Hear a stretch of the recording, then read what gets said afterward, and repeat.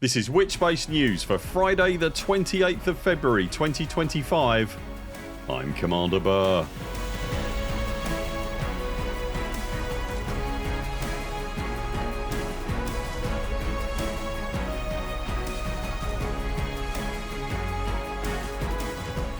In Elite Dangerous news this week, in a massive week for Elite Dangerous, we take a look at the launch of the Trailblazers update.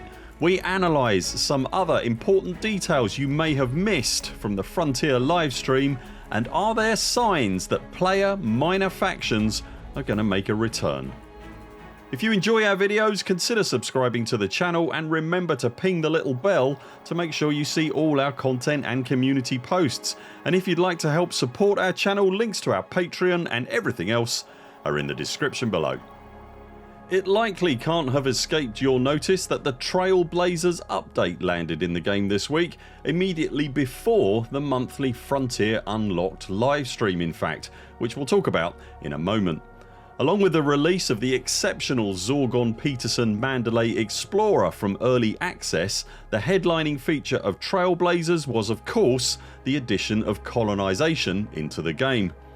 Colonisation, certainly in its current form, meaning the much needed expansion of the bubble of occupied space around Sol.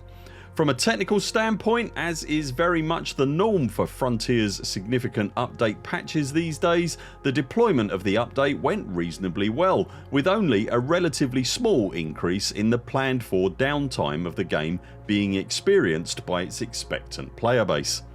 There have been some problems noted where two commanders are attempting to claim the same system at the same time. Frontier have acknowledged those issues and are investigating. At the very least, problems like that will likely die off quite quickly anyway as the bubble expands and the sheer numbers of commanders attempting to place a colonisation beacon in the first place naturally drops.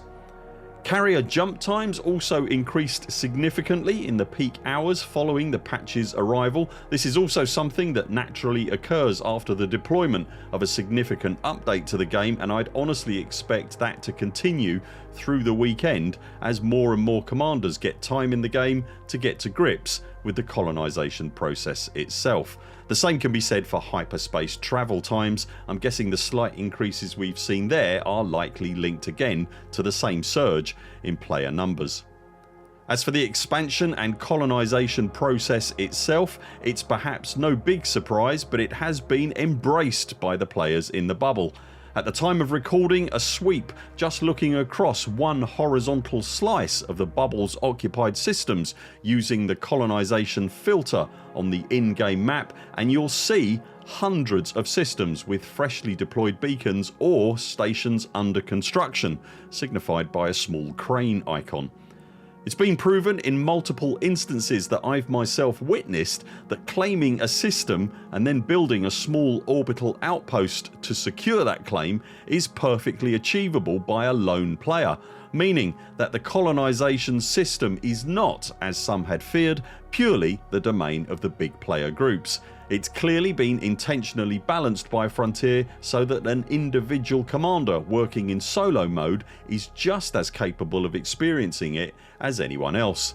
The other great fear that was quickly swept aside upon delivery of the feature was that the cost of construction would somehow be prohibitive. The reality is that construction works in a similar way to a kind of micro community goal, and in actual fact commanders are paid by the receiving construction effort for their deliveries. You actually can make money from claiming and colonising a system.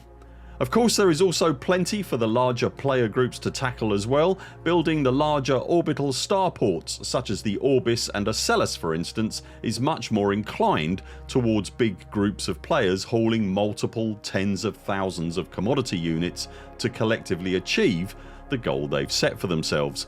As a small part of one of those efforts myself, I can personally attest to the buzz it gives to know that your hauling efforts are actually going to have a measurable and significant change on the shape of the Elite Dangerous galaxy for as long as the game exists.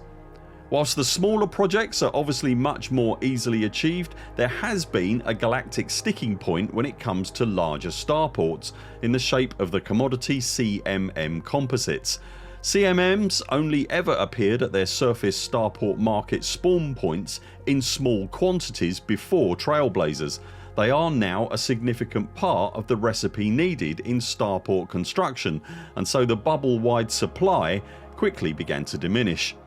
Frontier quickly acknowledged the issue and have already taken steps to increase both the spawn rate and the amount of CMMs that spawn. This is all, of course, the beta part of the Trailblazer deployment, and these numbers are likely to continue to shift as FDEV continues to balance things out. The galaxy's premier station repairing and hauling aficionados, the legends that are Operation Ida, have this week put out a public call for contact from anyone that could utilise their very specific brand of assistance. That assistance being the haulage and delivery of vast quantities of purchasable commodities. Anyone can ask for assistance from Ida by filling out a very simple Google form, which you'll find linked below if it's of use to you.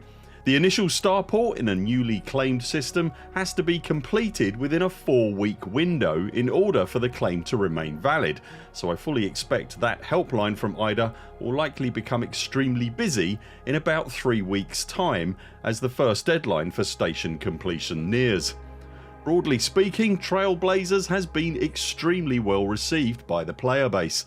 Taken in context with power play at the tail end of last year, it is, yet again, a well thought out, innovative and engaging system that brings meaningful gameplay and actual dynamic change to what is now a rapidly expanding game. We'll talk some more about the other announcements that Frontier made this week in a moment, but it's becoming very apparent that Trailblazers and everything it delivers is just the start of the plans that this new reforged version of Frontier has lined up for their definitive space trading game. It was the last Wednesday of the month this week in Elite Dangerous, which means two things happened. Not only did the local council take away our recycling, but we also got our different coloured bags back. That's a solid win for a man of my advancing years, but as if that wasn't exciting enough, it was also the week that the Frontier Unlocked livestream dropped onto the interwebs. And it's that last exciting thing that I would imagine concerns you personally the most. For anyone unfamiliar with the FDEV live streams these days, they cover off all of the current relevant discussion points across all of Frontier's titles, not just Elite Dangerous. Thus far, Elite Dangerous has always been the headline act, taking up the last portion of the show, and this month was, as you'd imagine with what's happening in the game right now, no different in that regard. The truly magnificent upside to this now firmly established format is that once the teams start talking Elite Dangerous, it becomes very information dense and relevant to what is now a somewhat fast evolving game with little to no fluff content whatsoever. The downside to such a deluge of information density is that it moves pretty quickly, and it's easier as a casual viewer to miss details or subtleties in the live stream and the information delivered. But fear not, dear viewer, that very thing is one of the reasons the Buur Pit exists in the first place. We go back and stare intently at this stuff pen in hand so you don't need to, and can instead focus your efforts on hunting down CMM composites in a rapidly expanding area of space somewhere in the region of 500 light years across. Arthur thinks we didn't see his shoelaces twitch at the 10 minutes and 42 seconds mark, but we did, and we've written it down. If you missed the live stream itself, we did a breakdown of the most significant info drop moments that FDEV delivered on Wednesday, and you'll find that linked on screen now if you haven't seen it. Part of that info drop was the much anticipated plan for the year ahead in the Cambridge developers' premier space trading simulator, which arrived in the form of a diagrammatic roadmap. After the year that was 2024, you'd perhaps expect the 2025 roadmap to show a regular cadence of new next generation ships, and you'd be right to hold that expectation. As was the case last year, there will be 4 new ships arriving in the game between now and January next year. The most obvious questions will of course be around what function the ships will serve and what size they'll be, etc. During the conversation around ships, the Elite Dangerous brand manager Zach Cocken noted that the first 3 ships delivered last year were all medium and filled out the core roles of combat, trading and mining, and exploration. The Cobra Mark V was bringing up the rear when it came to more multi-role functionality, but that was a small class ship, not a medium. As was revealed on the stream, the next new ship will be the multi-role Gutermeyer Corsair, and that, in Zach's words, will round out the final medium category. It sounds like then that FDev might consider, for the moment at least, that the medium ships will be well served with the arrival of the Corsair, and that a different size category could well be the target for the next new ship afterwards.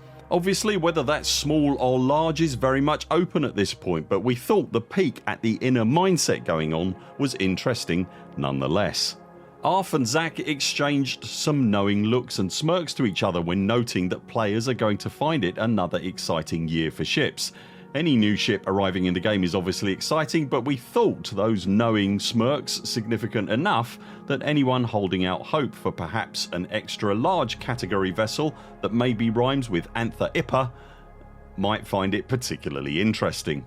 All joking and face twitch observing aside, the arrival of a multi-role medium vessel really does round out the medium sized SCO capable ship roles, with the exception of a passenger dedicated vessel, so it'll be interesting to see where Frontier choose to go next when the Phase 3 ship is shown off.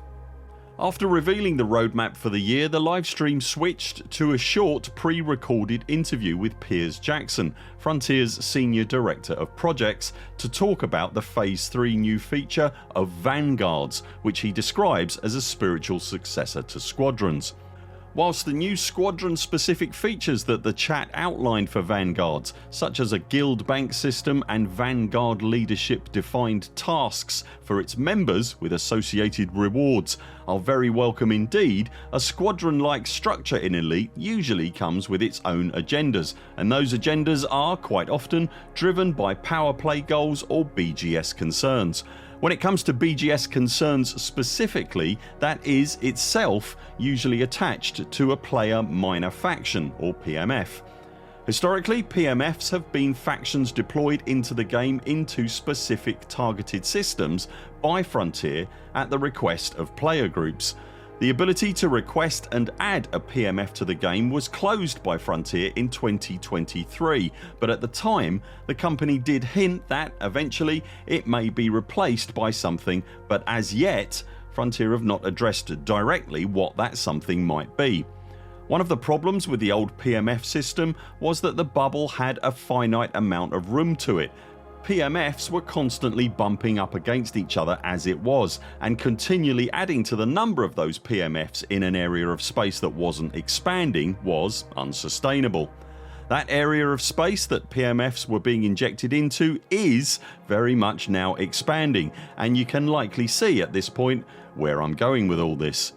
During the conversation with Arthur Tolmie, Piers did say in regards to the Vanguards update, quote, "It builds on top of both power play and colonisation. We're going to allow player-led factions to exist here, so you can take that as a Vanguard and push it into the BGS and play through colonisation and power play." End quote. Whilst it isn't explicitly stated, it would seem to make perfect sense that, when revamping squadrons and introducing Vanguards, FDev would use that as an opportunity to also reintroduce a version of PMF, but perhaps this time make it entirely player driven, with little to no administration overhead being needed from the company. The main problem with PMFs, that being the lack of space to move in, has now started to be swept aside with the arrival of Trailblazers. The colonisation effort is very much a dependency for a version of PMFs to be reintroduced, as it first needs to pave and build out the neighbourhood for the background simulation to move into. Once that happens, it makes sense for a version of PMFs to once again be viable, and so, at the very least, Vanguards would seem to be the earliest sensible opportunity for that to be deployed. As the livestream moved on, not only did Arthur and Zach spec out the major landing points throughout the year, but they also offered no small amount of reassurance that the roadmap they'd published is just a top level overview and that the dev team are continuing to evaluate and work on other things as well as the headline features, and as the picture changes they'll update the roadmap. In that vein, Arthur reiterated that we can expect a series of quality of life updates throughout the year that will touch on known issues in the game, and that the team are also continually evaluating and rebalancing their feature work and looking to make quality of life changes. He cited power play as a specific example. Arth also further underlined that they're not just implementing all these new features and then moving on after they've been deployed. They will continue to monitor them and change them as needed. Whilst this might seem a throwaway comment, this is actually really important, and it's telling that Arthur has chosen to highlight it. Anyone who has been deeply involved as a player of Elite Dangerous for any significant length of time prior to 2024 will likely tell you that historically Frontier have not been great at returning to implemented features and balancing or changing where needed. But with the deliveries of 2024 we have seen at least two major feature bugbears with the game finally addressed and dealt with, those being the engineering of suits and modules and power play. One could even argue that the implementation of a feature like Super Cruise Overcharge falls into the balancing and quality of life bracket, as it makes the gameplay staples of braking orbit and space travel itself in the game so much less arduous. Having walked through the financial furnace that 2023 was for Frontier, the company absolutely now seem to have turned a corner, both in how they manage and develop Elite Dangerous and how they communicate their intentions to the game's player base. These two issues are absolutely key to a live service game's health and survival, and they are absolutely something Frontier has struggled with in the past, no two ways about it. But it does now seem that the company has finally started to realise the potential of their headlining space trader, taking the bull very much by the horns.